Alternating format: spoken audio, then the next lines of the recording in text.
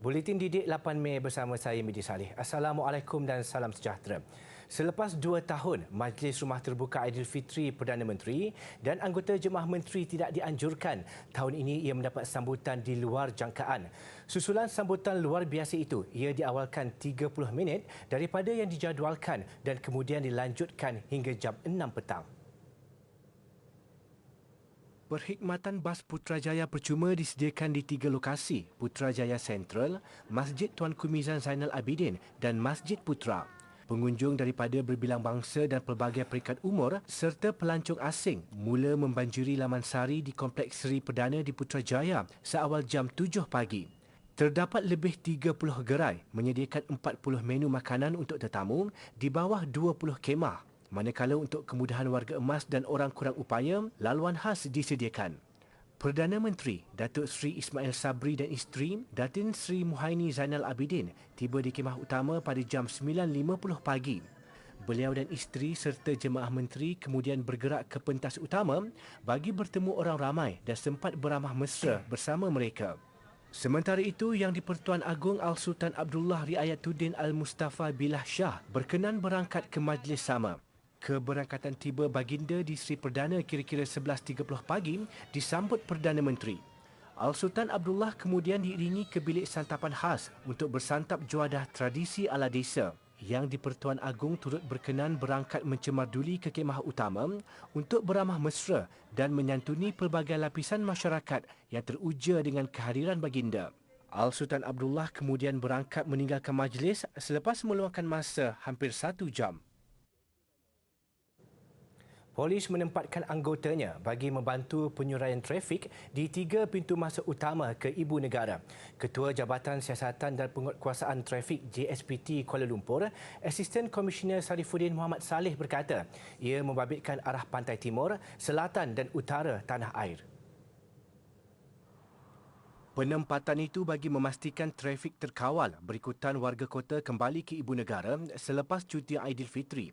Kita sentiasa meletakkan tahap siap siaga yang tinggi dalam menerima kehadiran warga KL yang balik ke Kuala Lumpur. Dan perancangan kami Trafik Kuala Lumpur, kita meletakkan anggota-anggota kita untuk membantu mereka ni yang pulang daripada kampung masuk ke pusat bandar dan kembali ke rumah masing-masing dalam keadaan selamatlah. Kita akan membantu untuk penyuraian trafik di tempat-tempat strategik. Pengguna jalan raya juga diingatkan sentiasa berhati-hati dan tidak melakukan kesalahan yang boleh membahayakan nyawa sendiri dan pengguna lain. Beliau berkata demikian dalam sidang media awal pagi tadi selepas mengetuai op utama sempena op Selamat 18 di Ibu Negara.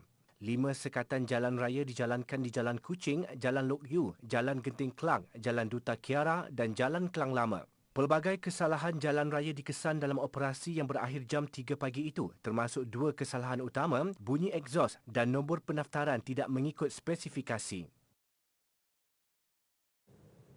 Pemilik kenderaan terbabit dalam kemalangan termasuk nahas maut yang dipandu remaja tidak memiliki lesen boleh juga dikenakan tindakan berat. Menteri Pengangkutan Datuk Seri Wee Ka Siong berkata, ia selaras peruntukan Akta Pengangkutan Jalan 1987 kerana kecuaian membenarkan remaja berkenaan memandu kenderaan milik mereka.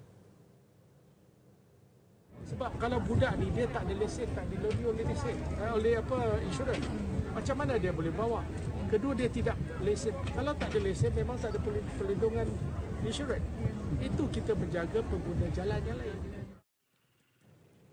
Datuk Seri Wee berkata demikian ketika diminta mengulas kemalangan maut membabitkan seorang pemotong rumput manakala seorang lagi parah selepas dirempuh kenderaan pelbagai guna MPV ketika berehat di bahu jalan Pintasan Semeling berhampiran Taman Malinja Bidung di Sungai Petani, Kedah semalam. Dalam kemalangan jam 11 pagi itu, seorang daripada mangsa warga Myanmar meninggal dunia di lokasi manakala rakannya patah bahu tangan kanan dan masih menerima rawatan di hospital. Ketua Polis Daerah Kuala Muda, Asisten Komisioner Zaidi Cik Hassan mengesahkan pemandu dalam kemalangan maut itu seorang pelajar berusia 16 tahun dan tiada lesen memandu.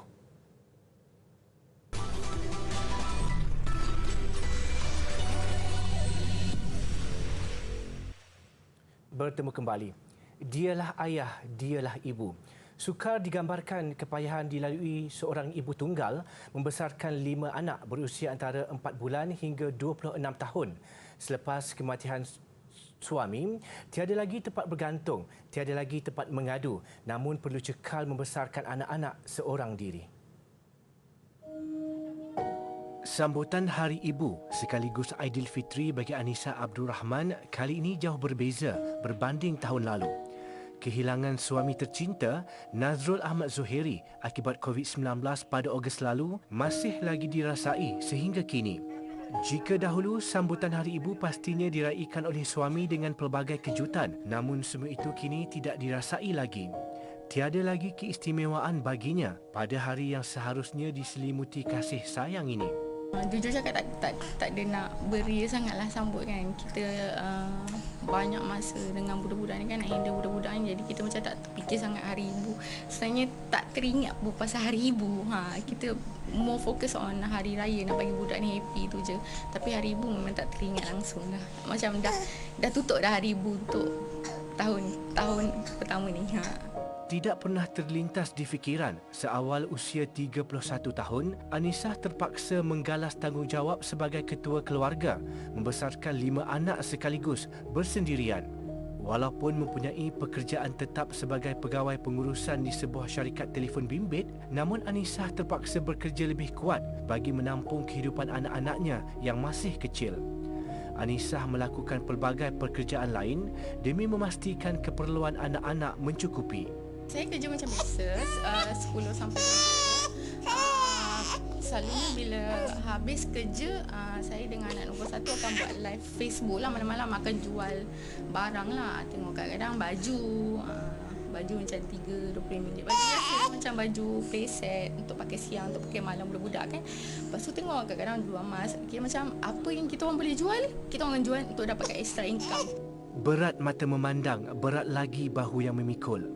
Wanita ini bagaimanapun bersyukur sering dibantu kakaknya dan keluarga mentua setiap kali perlu meninggalkan anak-anak untuk mencari rezeki. Tough jugalah. Sebab korang nak handle semua kan. Nasib baik abang dengan kakak dia pandai nak handle diri sendiri. Jadi more fokus on nombor 3, 4 dengan 5. Tapi selalu bila ada baby ni lagi susah kita nak handle kan. Jadi kita kena pegang dia. Lepas tu kita nak handle yang seorang ni nak makan, yang seorang ni nak pergi toilet apa semua kan. Jadi macam struggle sangat-sangat. Kadang macam burn out juga kan. Biarpun payah, sunyi dan sedih, semua perasaan itu harus disembunyikan demi memastikan anak-anak membesar dengan kasih sayang yang cukup. Bila seorang ni memang terasa, orang kata macam cakap, beban tu berat. Jadi ibu, jadi ayah. Tapi aku dah nangis. Sebab apa? Macam kita letak diri kita kat tepi dulu, anak nombor 1. Jadi kat situ bila kita pandang kan, macam macam ni pengorbanan mak kan, besarkan kita kan. Lah, tak tahu nak cakap. Sememangnya menjadi ibu tunggal terlalu besar tanggungjawabnya. Namun Anissa percaya dengan rasa redha, keazaman dan kematangan serta sikap tidak putus asa pastinya akan menjadi satu pengalaman yang mendewasakan. Setiap kali melihat wajah anak-anak, itulah menjadi penguat Anissa untuk terus cekal menghadapi hari-hari mendatang. Kemiskinan dan kurang upaya tidak membataskan sesiapa untuk meraihkan jasa dan pengorbanan ibu tercinta.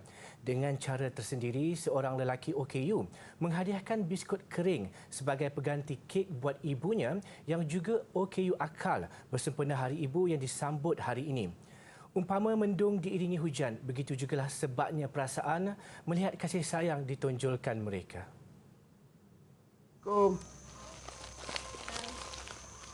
Nah, hadiah Hari Ibu roti.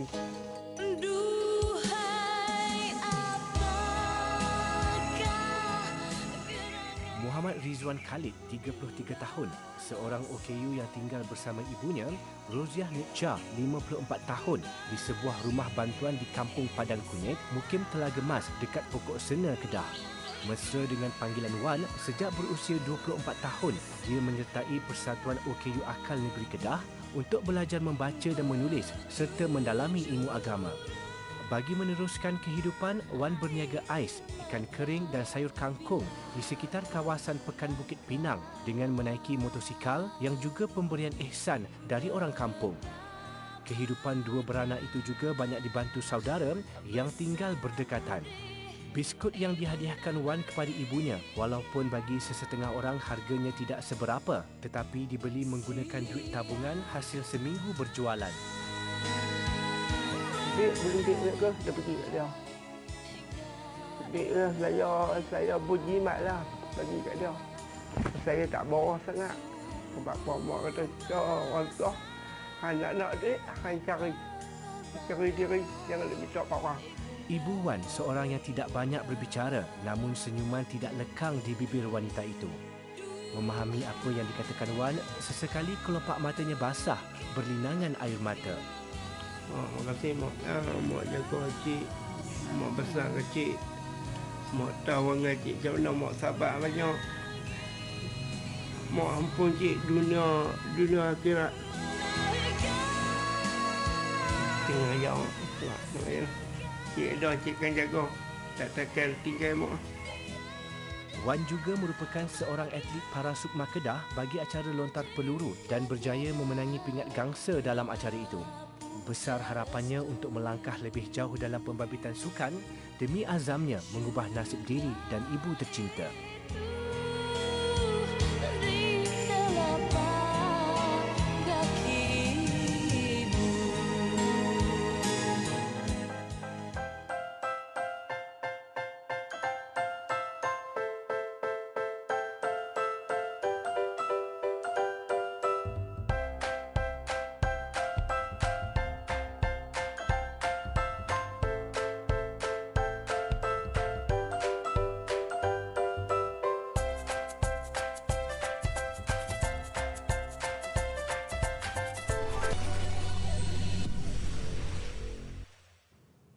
Keunikan komik manga menjulang nama pelajar Kolej Vokasional Keningau di peringkat antarabangsa.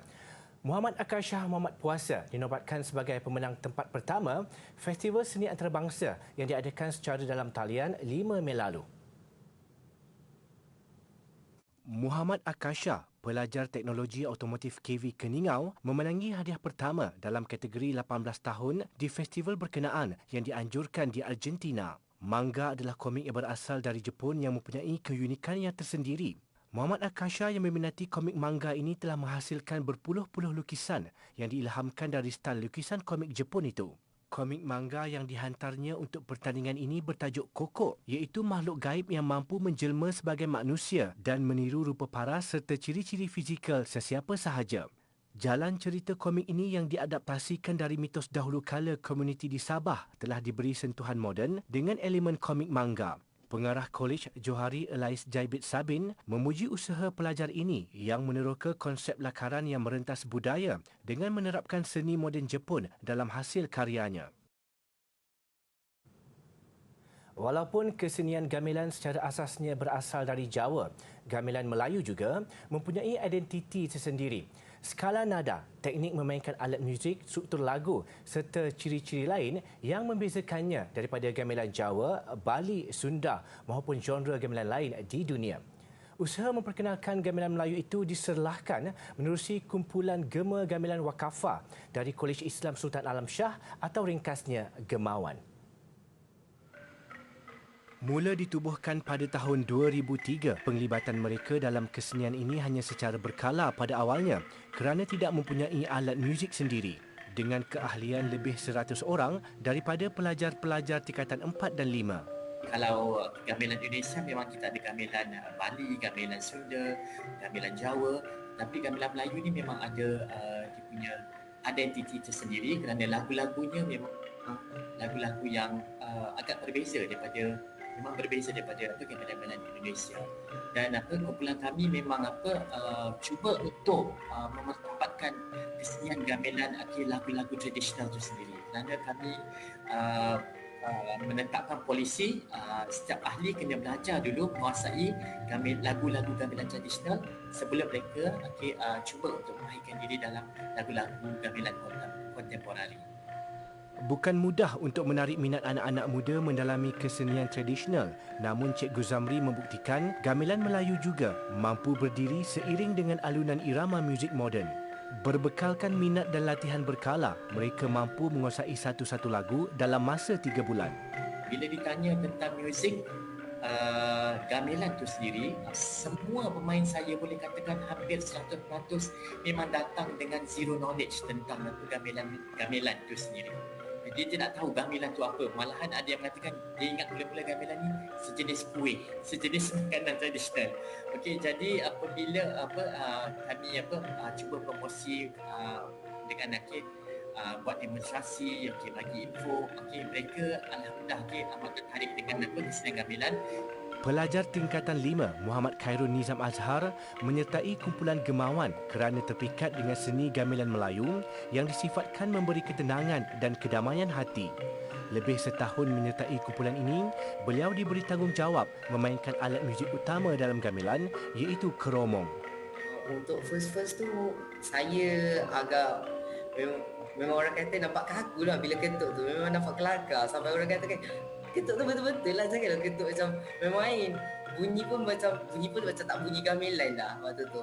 So macam saya pun saya walaupun dikatakan macam tu, saya tetap gagahkan usaha, saya memberikan usaha. Lepas tu waktu dengan tahun lepas dengan COVID ni tak dapat nak bersemuka, kami dengan online tu kami buat inisiatif sendiri dengan kami mostly semua ahli gemawan waktu tu kami lukis atas kertas gambar alat permainan yang kami main tu dan kami biasakan daripada situ.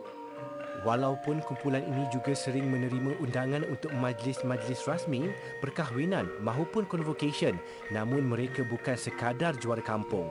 Penubuhan kumpulan ini lebih 2 dekad ternyata membuahkan hasil apabila gemawan sering mendapat tempat di pelbagai pertandingan peringkat negeri maupun kebangsaan. Kita telah menyertai World Gamelan Festival ataupun Festival Gamelan Sedunia yang dianjurkan oleh Kerajaan Terengganu untuk 3 tahun berturut-turut lah, maksudnya tahun 2013, 2015 dan 2017. Bermula dengan persembahan hanya bersifat pocket show saja, persembahan yang bukan utama. Alhamdulillah pada 2017 kami diberi peluang untuk beraksi di pentas bersama-sama dengan pemuzik-pemuzik dari negara-negara lain di seluruh dunia. Kumpulan ini berharap dapat diberi peluang beraksi di luar negara pula dalam memperkenalkan dan memartabatkan seni gamelan Melayu di mata dunia. Dalam keadaan semula jadi, minyak dan air tidak bercampur seperti ini, tetapi dalam keadaan di mana dia bercampur kerana ada tekanan dan sebagainya, dia akan membentuk emulsi. So ini akan berlaku kalau kita letakkan tekanan, contoh yang sama untuk pembuatan mayonis juga. Jadi untuk kita asingkan dia semula, boleh, dia akan membentuk air dan minyak di mana kita boleh asingkan dia gunakan chemical, bahan kimia juga. Okey, Petronas ada teknologi itu di kawasan atau di bahagian produksi minyak dan juga waktu extraction ataupun ekstraksi minyak daripada bawah laut. Jadi ini hanyalah contoh saja kita gunakan minyak yang digunakan di rumah. Sebenarnya minyak petroleum adalah berwarna gelap seperti ini. Okey. Dan ini adalah minyak petroleum sebenar daripada Telaga Tapis.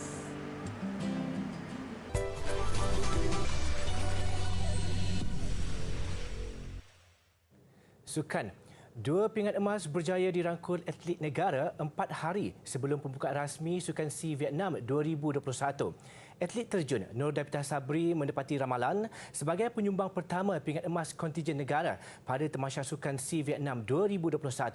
Olimpian negara itu menjuarai acara 1 meter papan anjal wanita yang berlangsung di Pusat Akuatik Midin petang tadi. Penguasaan Malaysia dalam acara ini dibuktikan dengan pingat perak yang diraih Kimberly Bong Chen Ping. Pingat emas kedua negara menyusul menerusi acara 3 meter papan anjal seirama lelaki yang dimenangi gandingan Ui Ziliang dan Chiu Yi Wei. Dabitah yang bakal membawa jalur gemilang pada upacara pembukaan Temasya Khamis ini menepati statusnya sebagai penerjun Olimpik apabila mencatat 57.60 mata pada terjunan pertama. Dia kemudian mengumpul 290.45 mata keseluruhan untuk memenangi pingat emas Sukan C kelimanya sejak membuat penampilan sulung pada 2013 di Myanmar. Kimberly Bong melengkapkan penguasaan 1-2 Malaysia dengan meraih pingat perak menerusi 230.0 mata keseluruhan. Manakala penerjun tuan rumah Nguo Puong Mai 224.0 mata untuk pingat gangsa. Pingat emas kedua negara pula diraih gandingan Ui Ziliang dan Chiu Yi Wei menerusi acara 3 meter papan anjal lelaki.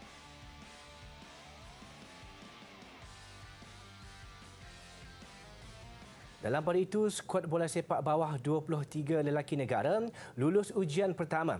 Anak-anak buah Brett Maloney cemerlang menundukkan pasukan pilihan Thailand 2-1 pada aksi kumpulan B. Di hadapan 30,000 penonton di Stadium Chin Chuong, tumpuan pemain negara nyata tidak terjejas meskipun ketinggalan pada minit ke-33 menerusi jaringan Patrick Gustafsson. Sebaliknya, Thailand mula tertekan apabila pemain pertahanannya, Jonathan Kemdi, dilayangkan kad merah pada penghujung babak pertama.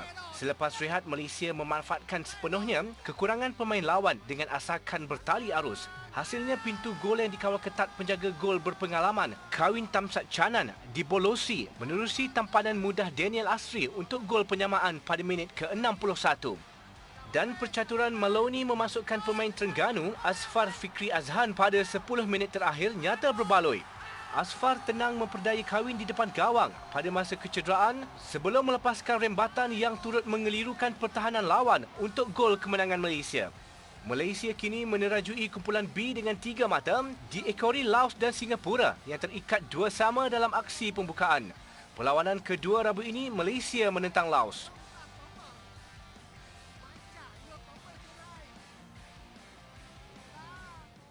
Ke perkembangan bola sepak Liga Super, Sri Pahang FC mencatat kemenangan kedua musim ini dengan mengejutkan juara Piala Malaysia Kuala Lumpur City FC dengan keputusan 2-1. Kesungguhan Sri Pahang memburu kemenangan di arena lawan jelas dengan asakan bertali arus ke gawang KL City FC.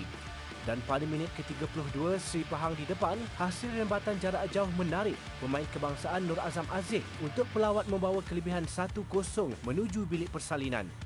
Sri Pahang semakin selesa apabila pengadil menghadiahkan sepakan penalti pada minit ke-77. Peluang itu mudah disempurnakan penyerang import dari Argentina, Manuel Hidalgo, untuk kedudukan semasa 2-0.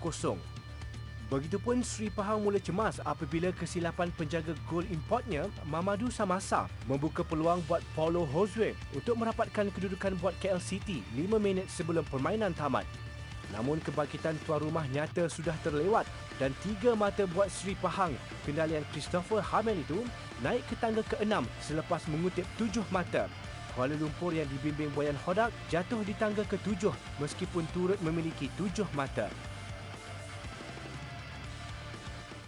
Kemeriahan sekitar Majlis Rumah Terbuka Hari Raya Aidilfitri Perdana Menteri dan anggota Jemaah Menteri di Putrajaya mengakhiri buletin didik. Kepada warga kota yang pulang hari ini, rancang perjalanan anda dan hati-hati di jalan raya. Saya Medi Saleh, Assalamualaikum. InsyaAllah kita jumpa lagi.